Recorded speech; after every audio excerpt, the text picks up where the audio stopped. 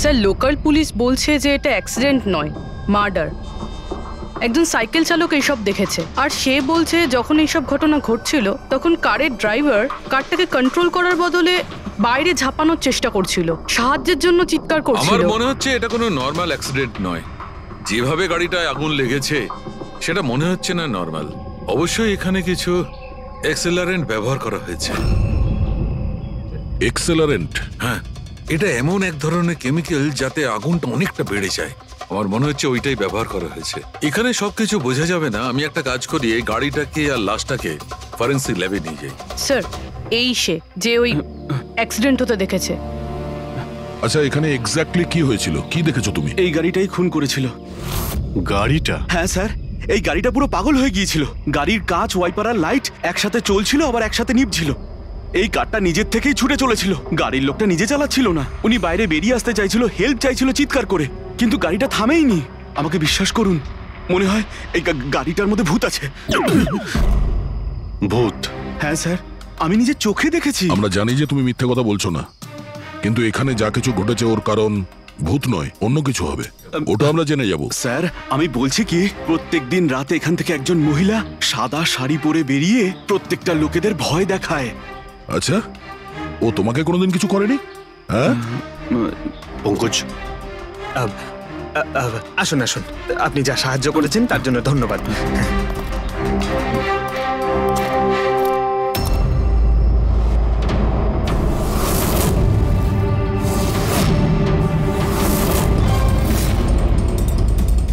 Number plate খুব একটা damage হয়নি। নাম্বারটা ভালো করে দেখে নিয়ে এটার খোঁজ নাও।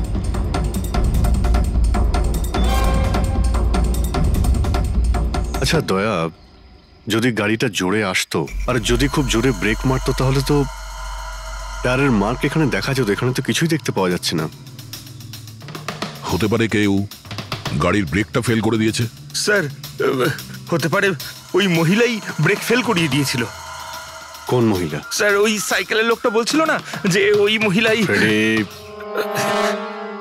স্যার আমি ডেটাবেস চেক করেছি, এই গাড়িটা কোনো কার্তিক কুমারের নামে রেজিস্টার আছে। কার্তিক কুমার?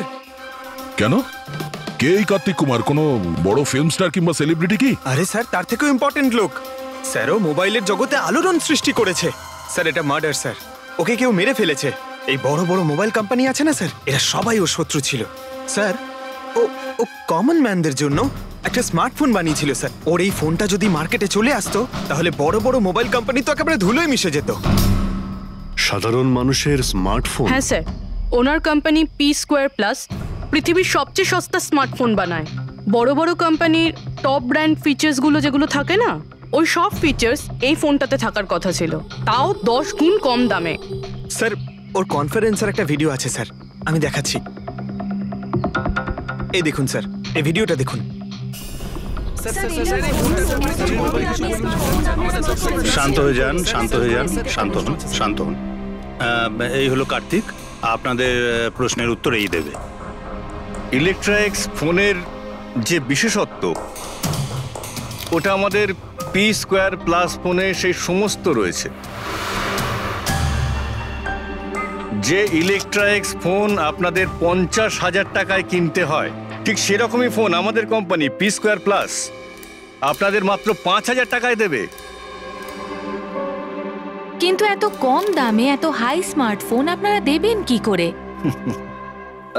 আমি ইলেকট্রনিক্সে প্রায় 5 বছর কাজ করেছি। ওরা আসলে আপনাদের কাছ থেকে যে ফোনের দামটা নেয় সেটা প্রয়োজনের থেকে অনেক অনেক বেশি, আর তার পেছনে একটা কারণও আছে। শোরুমের খরচা, প্রমোশনস, লোকেদের বোনাস, তাদের মাইনে। তো যখন ওরা ফোন বেচে, আপনাদের কাছে ফোন পৌঁছয়, তখন এই সমস্ত কিছু মিলিয়ে ওই ফোনটার দাম অনেক বেশি হয়ে যায়। কিন্তু P2+ এরকমটা ঘটবে না। P2+ আপনাদের ফোন দেবে, খুবই সস্তা দামেই দেবে, কারণ সেটা আপনাদের হাতে আসবে ডাইরেক্ট ফ্যাক্টরি থেকে। তাই সেজন্য এই ফোনটা অত্যন্ত সস্তা হবে। সেটা শুধুমাত্র ফোনের দামটাই হবে, তার মাঝখানে আর অন্য কোনো রকম খরচা ঢুকবে না। সেজন্য আমি চাই যে সমস্ত দেশবাসীর হাতে P2+ ফোনই থাকুক। আপনাদের এই ফোনটা কবে মার্কেটে আসবে স্যার? দিওয়ালির সময়। বরং আনন্দের খবর এটাই যে ফোনের বুকিংও শুরু হয়ে গেছে কাল থেকে।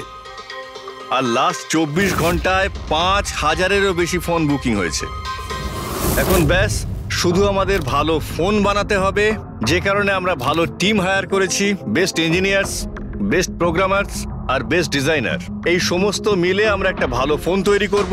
আর পি স্কোয়ার প্লাস আপনাদের হাতে সস্তা এবং সবথেকে ভালো স্মার্টফোন দেবে। সুতরাং বুঝতেই পারছেন যে দামটাও কম পড়বে আর সমস্ত দেশবাসীর হাতে ভালো ফোন, স্মার্টফোন থাকবে। আর এটার ক্রেডিট ফাইন্যান্সারদেরও প্রাপ্য যারা আমাদের সঙ্গে জুড়ে রয়েছেন। ইনি হলেন মিস্টার অজিত, মিস্টার ধ্রুব আর মিস্টার জয়দেব। বেশ শর্টেড। ব্যাস এবার ফোন তৈরি করতে হবে আর সবার হাতে ফোন ধরিয়ে দিতে হবে। স্যার, দেশের বড় বড় ট্রেডার্সরা পি স্কোয়ার প্লাস ফোনের রিভিউ করেছে ওয়েবসাইটে। ওদের কথা অনুযায়ী এটা দুর্দান্ত ফ্ল্যাগশিপ ফোন। এই ফোনটা অন্য কোনো ফোনকে বাজারে টিকতেই দেবে না। স্যার, এই কথাটা কি ঠিক যে অন্য বড় ফোন কোম্পানি থেকে আপনাকে অনবরত হুমকি দেওয়া হচ্ছে? দেখুন, পি স্কোয়ার যে ফোনটা, এটা কোনো বিজনেস নয়, এটা আমার স্বপ্ন। আর আমার স্বপ্নে আমার সঙ্গে যারা জড়িয়ে আছেন, আমি চাই যে প্রত্যেকটা দেশবাসীর হাতে নাম্বার 1 স্মার্টফোন থাকবে। আর তার জন্য যদি আমাকে প্রাণও দিতে হয় তো তাতে আমি পরোয়া করি না। স্যার, আমি একটা ফোন অর্ডার করেছিলাম। আমি 2টো ফোন অর্ডার দিয়েছি। স্যার, ইনি তো মারা গেলেন। দীপাবলিতে ফোনটা আসার কথা ছিল, আসবে তো? এখন এটা তো কার্তিকের ইন্ডাস্ট্রি বলতে পারবে। স্যার, আমাদের তো বিরাট ক্ষতি হয়ে গেল স্যার। আমাদের কোটি টাকার ক্ষতি হলো। এবার আমরা কি করব? যারা আমাদের পি স্কোয়ার ফোনের জন্য অর্ডার দিয়েছিলেন তাদের আমরা কি জবাব দেব? আমরাও অর্ডার দিয়েছিলাম। হ্যাঁ, সবার আগে আমাদের জবাব দেন। চুপ করো। দেখুন, সবকিছু আগে যেরকম ছিল সেরকমই রাখুন। দেখুন, চিন্তা করবেন না, ফোন তৈরি করা চালু রাখুন। আরে দিওয়ালিতে ফোন বের করতে পারেননি তো কি হয়েছে? ক্রিসমাসেতেও আপনারা ফোন বের করতে পারেন। দেখুন, আমরা সেটা করতে পারি না কেননা আমরা নিজেরাই জানি না যে ফোনটা বানানো হচ্ছে কোথায়।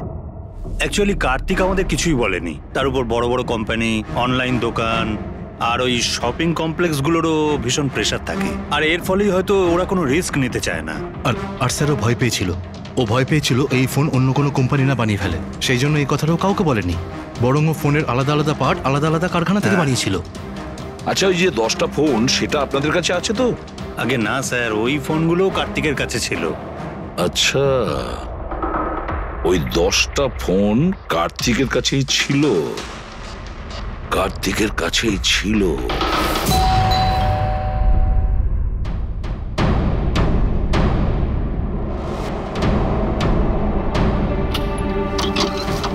আপনারা কারা?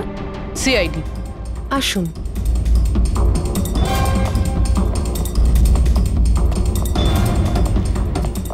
আপনি এখানে কবে থেকে কাজ করছেন? 3 মাস হলো ম্যাডাম। আর আপনার আগে কে কাজ করতো? কেউই কাজ করতো না, কারণ সাহেব তো 3 মাস আগেই এই বাংলোতে এসেছেন। আচ্ছা, আপনার মালিকের স্বভাব কেমন ছিল? কিরকম মানুষ ছিলেন? সাহেব তো খুব ব্যস্ত থাকতেন ম্যাডাম।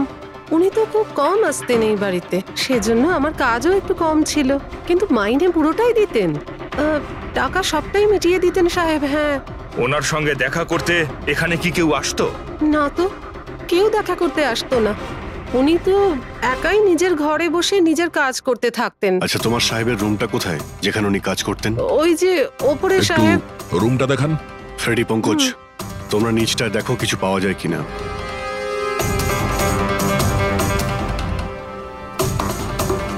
এই ঘরটায় সাহেব থাকেন। আপনি এখানে দাঁড়ান।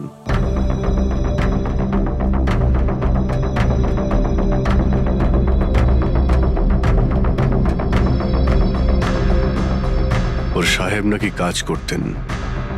রুমের অবস্থা দেখেছো?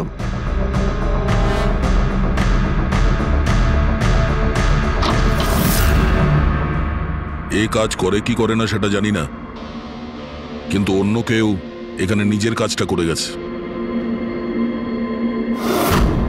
সিন্দুকটা ভেঙে দিয়েছে, কিন্তু টাকা পয়সা যেরকম ছিল সেরকমই আছে। তাহলে এখান থেকে কি চুরি হতে পারে? হতে পারে ওই 10টা ফোন। 10টা ফোন। যদি চুরি করে তাহলে চোরদের তো ফিঙ্গারপ্রিন্ট থাকবেই। ফ্রেডি, পঙ্কজ। চুরি? চুরি কি করে হবে সাহেব? কি চুরি করেছে চোর? বাড়িতে চুরি হয়েছে আর আপনি জানেন না? না সাহেব, আমি তো কিছুই জানি না। এখানে তো সবকিছু ঠিকঠাকই আছে সাহেব। কি চুরি হয়েছে? কার্তিকের রুমে লকার ভাঙা হয়েছে, দেখো ওখানে ফিঙ্গারপ্রিন্ট পাওয়া যায় কিনা। আপনি কি কিছুই জানেন না? সত্যি আমি কিচ্ছু জানি না সাহেব।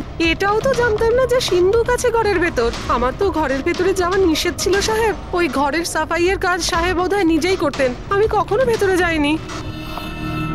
এই কার্তিক ফোন বানাচ্ছিল, তার মানে কোনো না কোনো কারখানা তো হায়ার করেই ছিল। খোঁজ নিয়ে দেখো তো কারখানার ব্যাপারে। আমি স্যারকে ফোন করছি।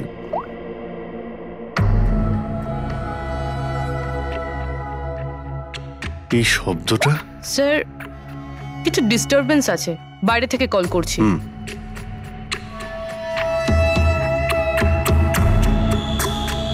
কি হচ্ছে বলো তো দয়া?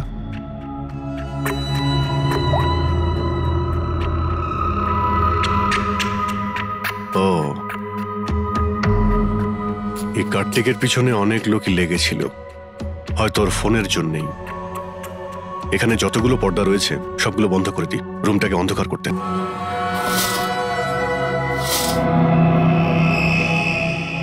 স্যার, স্যার, স্যার এত অন্ধকার করে রেখেছেন কেন? এক্ষুনি জানতে পারা যাবে। ভালো করে শব্দটা শোনার চেষ্টা করো।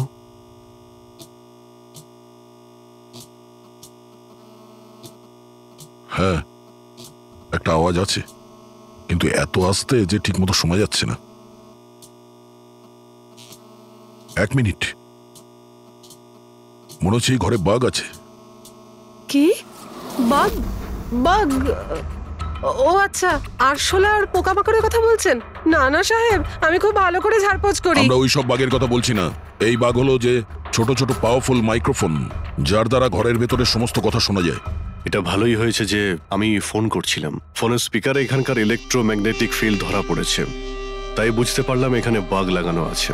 তার মানে এখানকার কথা শোনার জন্য এখানেই মাইক? যেই মাইক লাগিয়েছে সে কিছুই শুনতে পায়নি হয়তো সাহেব। কেউ তো এখানে আসতোই না। সাহেব তো বেশিরভাগ সময় বাইরেই থাকতেন, তাহলে কার সঙ্গে কথা বলবে বলুন? মাইকের তো পুরো টাকাটাই জলে গেল। হয়েছে, এবার একটু চুপ করবেন আপনি? কিন্তু এগুলো খুঁজবো কি করে? আছে তো, এই মোবাইলে অ্যাপ আছে, বাগ ডিটেক্টর।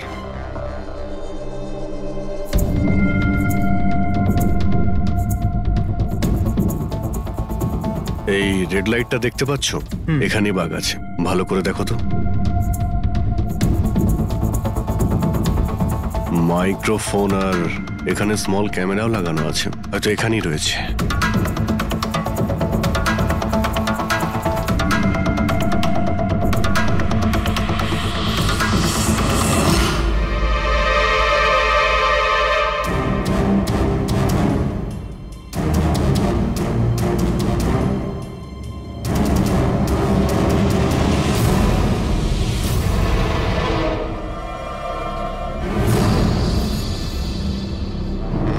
পুরো বাড়িটাতে মাইক্রোফোন আর পিনহোল ক্যামেরা লাগানো রয়েছে।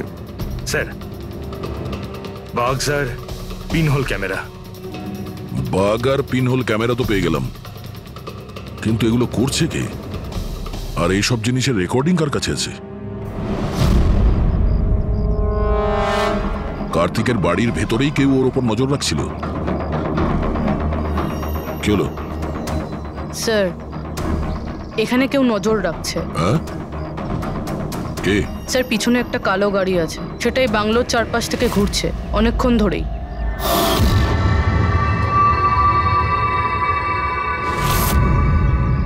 ও কার ওপর নজর রাখছে? আমাদের ওপর নাকি কার্তিকের ওপর? কার্তিক তো মারা গেছে। আমরা গাড়ি নিয়ে বেরোই, দেখি আমাদের পেছনে যায় কিনা। চলো।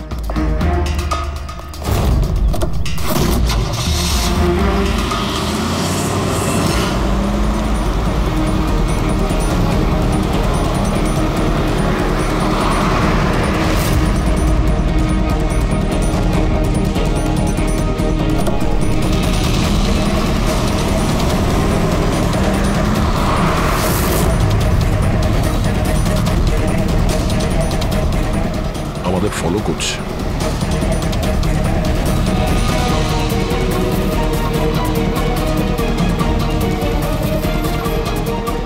ভাই দয়া, আমার মনে হচ্ছে তো তোমারই পিছু নিয়েছে।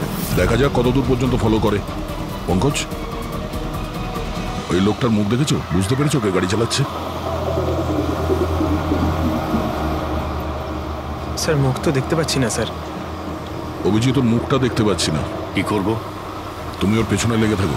ওকে।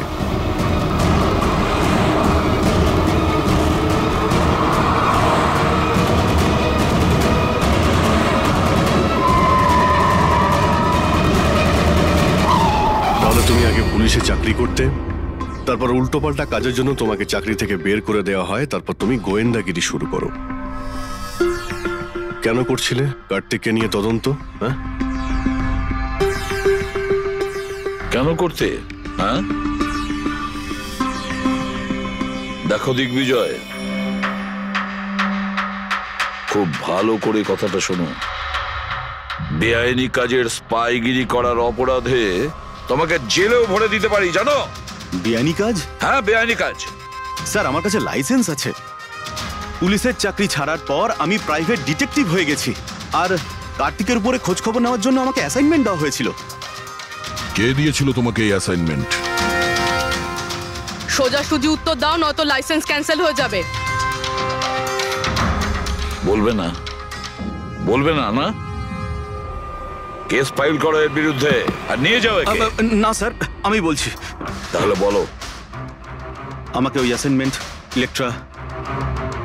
ইলেকট্রিক্স ফোনস, ওই কোম্পানির মালিকই আমাকে অ্যাসাইনমেন্ট দিয়েছিল। কার্তিকের ব্যাপারে ছোট ছোট ডিটেলস আমার কাছ থেকে চাইছিল। ও কি করে, কোথায় যায়, সবকিছু। Electrics phone. দেখুন, আপনাদের যা জিজ্ঞেস করার আপনারা কোর্টে জিজ্ঞেস করুন। আমাদের ক্লায়েন্ট বৈভব আপনাদের সাথে কথা বলবে না। বৈভব, কার্তিকের ঘরে ক্লোজ সার্কিট ক্যামেরা তুমিই লাগিয়েছিলে? কার্তিকের জন্য দিগ্বিজয়ের স্পাইগিরি তুমিই করিয়েছিলে? হ্যাঁ কিংবা না? হ্যাঁ কিংবা না? আমার ক্লায়েন্ট এই সময় কিচ্ছু বলতে পারবে না। আপনি একটু, আই এম সরি। আরে এমনিতেও এটাই ভাবছিলাম যে আমাদের ডিসকাশন একটু বোরিং হয়ে যাচ্ছে না, এটাকে একটু যদি ইন্টারেস্টিং করতে পারি, হ্যাঁ তাহলে ভালো হয় না? ইন্টারেস্টিং করে দিচ্ছি। আচ্ছা, প্রেস কনফারেন্স ডাকো ফেডরিক। পঙ্কজ, প্রেসের লোকের সামনে কি বলবে, কি ফেস করবে আমি বলে দিচ্ছি। লেখো, কার্তিকের হত্যার ব্যাপারে ইলেকট্রিক্স কোম্পানির ম্যানেজিং ডাইরেক্টর মিস্টার বৈভবের হাত আছে। হতে পারে না, মানে আমি বলছি আমরা ওকে কোশ্চেনিং করছি, কিন্তু বৈভব আমাদের কাছে হ্যাঁও বলছে না আবার নাও বলছে না। দেখি কাগজটা কি লিখেছ। স্যার। গুড, তাড়াতাড়ি ফেডরিক প্রেস কনফারেন্স ডাকো। আপনি তো শুনলেন আমরা কি বলবো প্রেসের লোককে। আর যদি এই কথাটা পেপারে ছাপা হয় তাহলে জানেন তো ইলেকট্রিক্স ফোন কোম্পানির অবস্থা কিরকম হবে মার্কেটে। একে ক্র্যাশ বলে। স্যার, বিলিভ মি, কার্তিক কুমারকে হত্যা আমি করাইনি স্যার। স্যার, আপনি এটা কি বলছেন? আমি বলেছিলাম আপনি কিছু বলবেন না। এদিকে আসুন ভাই, আপনি চুপ করুন। আমি এগুলো এই জন্য বলছি যাতে গোয়েন্দার কেসটা প্রমাণ না হয়। আরে আমাকে মারবেন নাকি? খুনের অপরাধী হওয়ার চেয়ে তো গুপ্তচর বৃত্তি অনেক ভালো। প্লিজ আপনি চুপ করুন। স্যার, স্যার আমি কিছু জিনিস আপনাকে দেখাতে চাইছি। এই দেখুন স্যার, আমি কার্তিক কুমারকে ফলো অবশ্যই করেছি, কিন্তু শুধুমাত্র এইটা জানার জন্যই যে সে আমাদের কোম্পানির টেকনোলজি চুরি করে নিজের সিস্টেমকে রিচ করছে না তো। কেন এরকম মনে হচ্ছে কেন আপনার? কারণ স্যার ওই মোবাইল লঞ্চ করার আগে ও আমাদের কোম্পানিতে মানে ইলেকট্রিক্সে কাজ করতো। 5 বছর এখানে কাজ করেছে, আর এখান থেকে বেরিয়েই মোবাইল লঞ্চ করছে, আর তাও ইলেকট্রিক্সের কম্পিটিটর হিসেবে। একই মোবাইল, কম দামে। স্যার ওই সেই জন্য ওর খোঁজ রাখছিলাম। কিন্তু স্যার এটা আমি যখন দেখেছি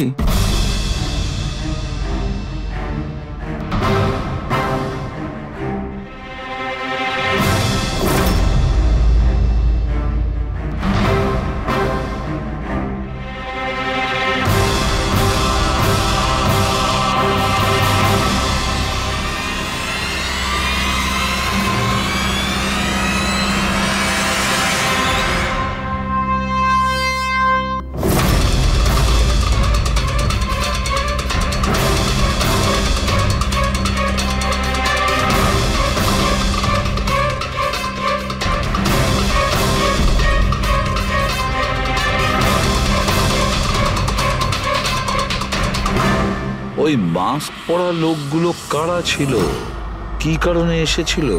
শুধু 10টা ফোন চুরি করার জন্য? না না না না, অন্য কিছু হবে, কিছু না কিছু তো হবেই। স্যার একটা অদ্ভুত ব্যাপার হচ্ছে, ডাকাতি হওয়ার পরেও কার্তিক কিন্তু পুলিশে কমপ্লেন লেখায়নি। এখানে তো লোক ছোটখাটো জিনিস চুরি হয়ে যাওয়ারও কমপ্লেন লেখায়। এর তো 10টা ফোন চুরি হয়েছে, সমস্ত পরিশ্রম ওর জলে গেছে। আরে আমাদের টাকা লোকসান হয়েছে, নতুন ফোনের জন্য আমরা টাকা দিয়েছিলাম। আরে এখানে বসে আরামসে নিজের ব্যাগ প্যাক করে কোথাও যাওয়ার প্রস্তুতি নিচ্ছিল। কিন্তু স্যার একবার ভেবে দেখুন, ও যাচ্ছেটা কোথায়? নিশ্চয়ই আপনি জানেন কার্তিক কোথায় গিয়েছিল। স্যার সেটা তো আমি জানি না। আমি আরো কিছু ছবি আপনাকে দেখাচ্ছি, যেগুলো দিগ্বিজয়ের গাড়ির মধ্যে আমি পেয়েছিলাম।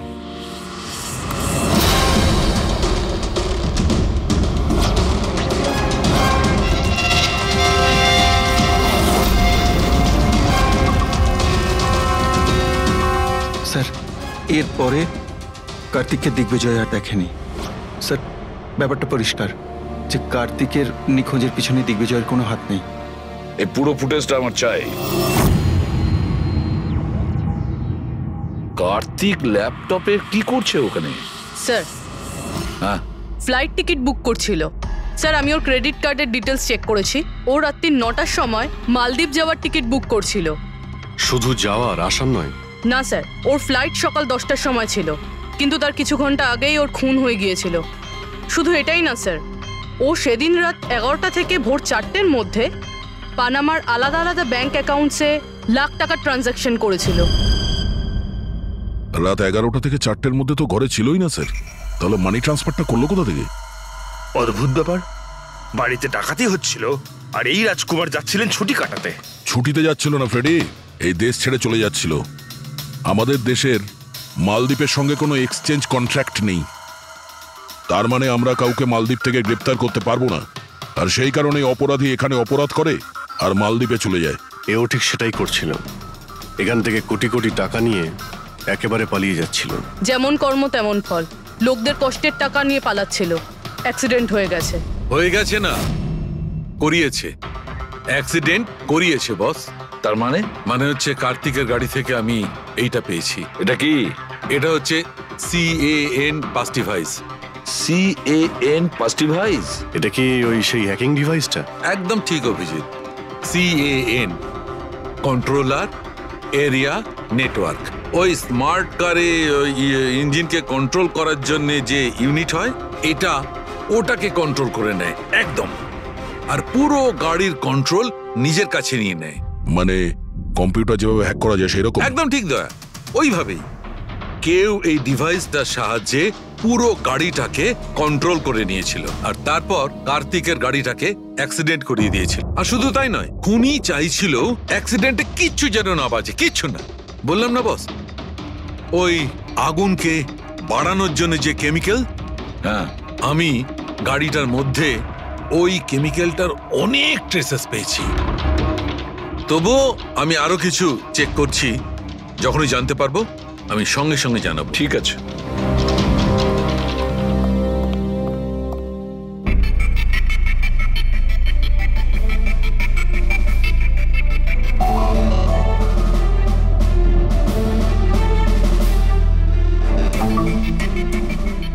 এক মিনিট এই ট্রাকটাকে দেখো, গোলমেলে মনে হচ্ছে এই ট্রাকটা। দিগ্বিজয়ের গাড়িটাকে আটকে দিচ্ছে বারে বারে। এরা কারা? ট্রাকটা যখন সামনে থেকে সরে গেল, কার্তিকের গাড়িটা উধাও হয়ে গেল। মনে হচ্ছে এই ট্রাক ড্রাইভারকে এই কাজটা দেওয়া হয়েছিল যাতে কোনোভাবেই এই দিগ্বিজয় কার্তিককে ফলো করতে না পারে। কিন্তু কে হতে পারে সে? খোঁজ নিয়ে দেখতে হবে। এ কে, এর কি পরিচয়? 3214 এই ট্রাকটাই।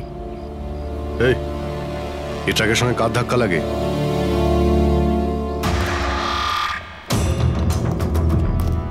এই ট্রাকটাকে তোমার? হ্যাঁ আমারই। কি হয়েছে? কাল রাত্রে ট্রাক খুব জোরে চালাচ্ছিলে আর একটা কালো গাড়িকে আটকানোর চেষ্টা করছিলে। হ্যাঁ না, তেমন তো কিছু করিনি। দেখ, মিথ্যে কথা বলিস না, নাহলে সোজা ভেতরে যাবি জেলে। স্যার বলছি স্যার, কাল রাতে আমার সঙ্গে দেখা করতে দুটো লোক এসেছিল।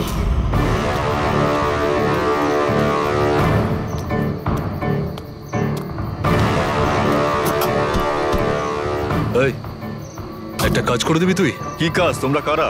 ফ্রিতে নয়, কাজের দাম দিচ্ছি রে। কাজটা কি? একটা কালো গাড়ির রাস্তা আটকাতে হবে।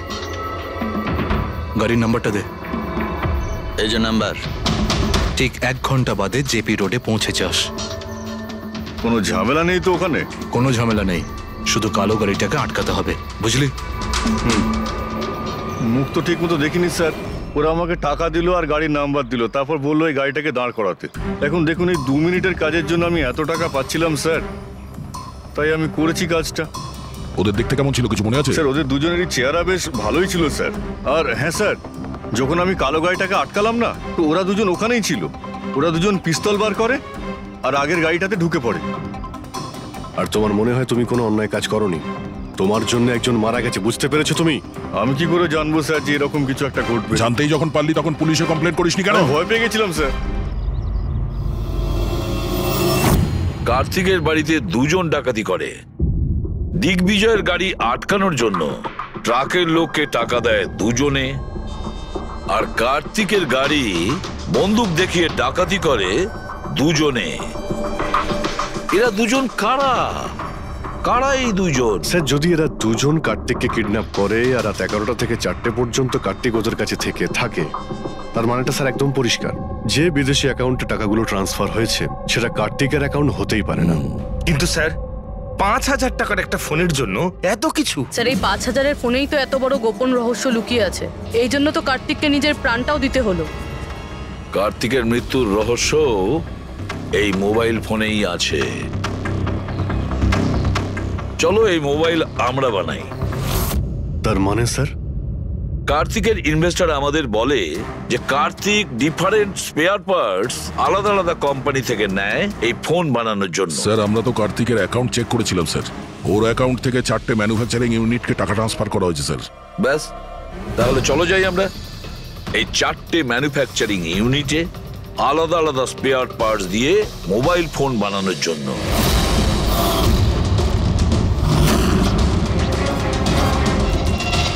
স্যার এই 3টে ম্যানুফ্যাকচারিং ইউনিট তো খালি ছিল। আপনার মনে হয় আপনি এখানে কিছু পাবেন? কেন পাওয়া যাবে না? আমরা গিয়ে দেখি ভেতরে। হ্যাঁ স্যার, মিস্টার কার্তিক কুমার আমাদেরই ক্লায়েন্ট। পি স্কোয়ার ফোনের লোক আর ওর প্যাকেজিং এর যে বক্সটা সেটা আমরাই ডিজাইন করেছি। আর ওই বাইরে যে প্লাস্টিক বডি হয় সেটার? হ্যাঁ হ্যাঁ ওটাই। আচ্ছা ওই যে 5,000 ফোনের যে অর্ডার দেওয়া হয়েছিল আপনাদের, সেগুলো বানিয়েছেন? 5,000? হ্যাঁ। না স্যার, মিস্টার কার্তিক আমাদের 10 পিসের অর্ডার দিয়েছিলেন, আর সে তো আমরা কবে বানিয়ে ডেলিভার করে দিয়েছি। এটাই আমি আশা করেছিলাম, এই ধরনেরই কিছু হবে।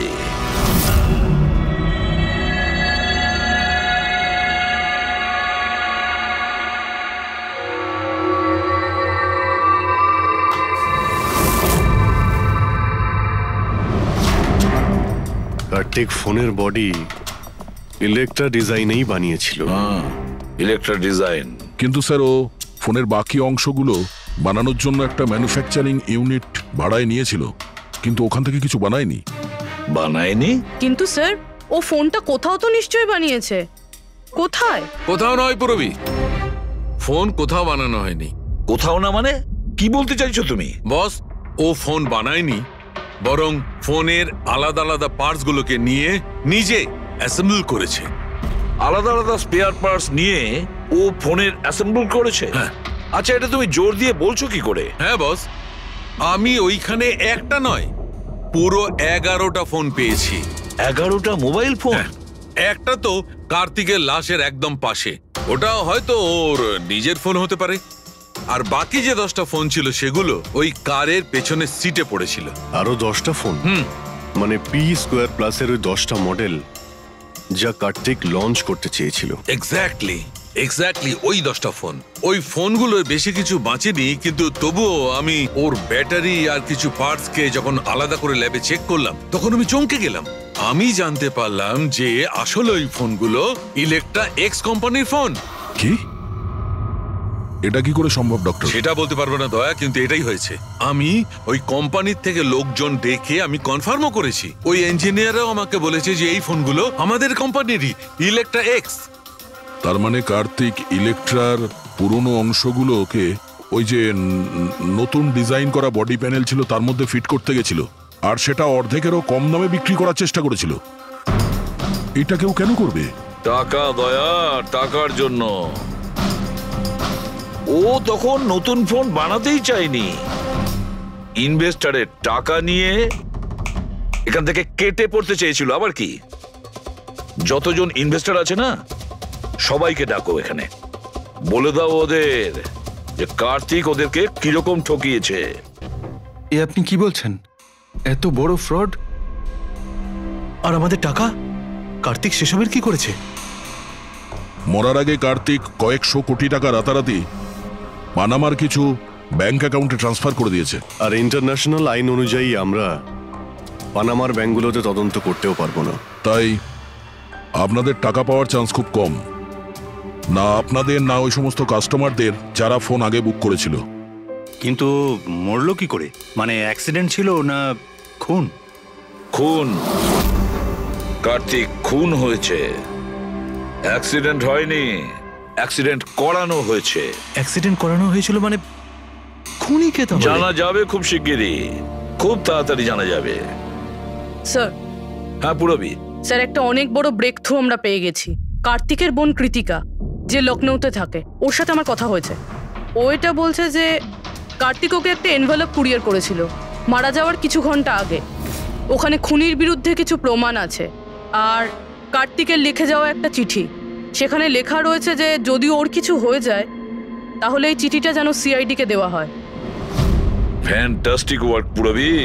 একটা কাজ করো, ওকে বলো ওই এনভেলপটা আমাদেরকে পাঠিয়ে দিতে। হ্যাঁ স্যার, কালকেও মুম্বাই আসছে ওই এনভেলপটা নিয়ে। এখানে এসেও কার্তিকের বডিও ক্লেম করবে। এখানে এসেই ও হোটেল রিসর্টিওতে চেক ইন করবে, আর তারপর আমাদের সাথে দেখা করবে। Hotel Resortio? Kritika? Excuse me madam. Yes, আপনি কৃতিকা ম্যাডাম তো? হ্যাঁ বলুন। আমাদের সিআইডি পাঠিয়েছে আপনাকে নিয়ে যাওয়ার জন্য। ও আচ্ছা, ওকে। আসুন না আমাদের সাথে, আমাদের গাড়িতে আসুন। ঠিক আছে, চলুন। কোথায় গাড়ি? ওই যে গাড়ি। আরে এসিপি স্যার। ইয়েস স্যার, আপনারা যে গাড়ি পাঠিয়েছেন সেটা পেয়ে গেছি। কি করছেন? এই চলো চুপচাপ। কারা আপনারা? ভিতরে আছে। কি করছেন এসব? এনভেলপটা কোথায়? কোথায় এনভেলপ? ছাড়ুন আমায়, পার্সটা দিন। জিজ্ঞেস করছি এনভেলপটা কোথায়? পেয়ে গেছেন? পাবেনও না। তুমি হাসছো কেন? পাগল হয়ে গেছো নাকি?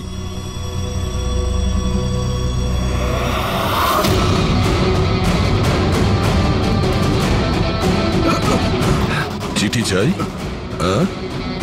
চল চল।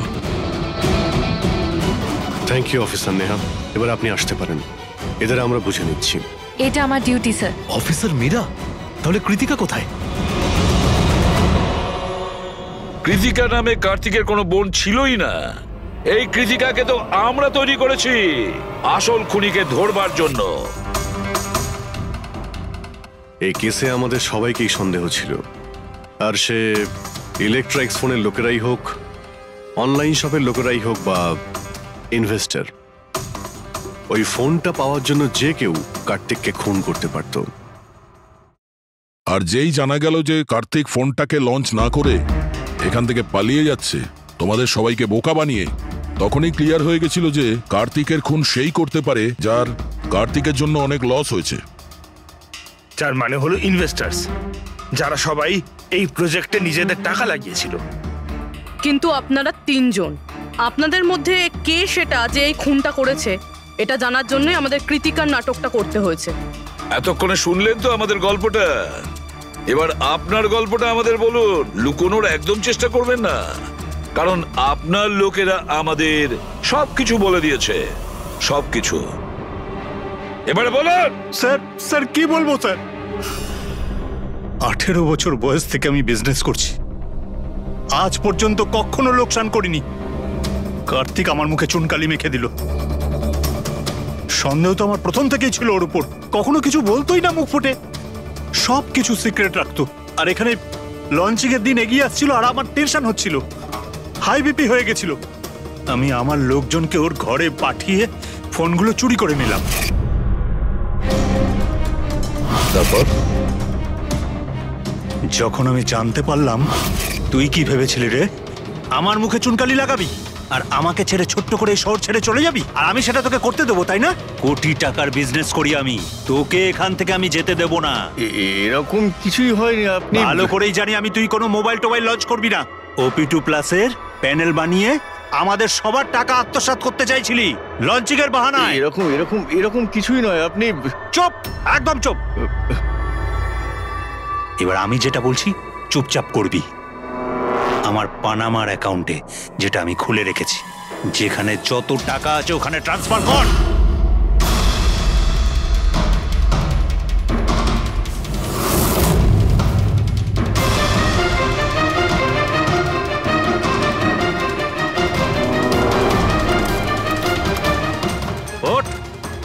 আউট।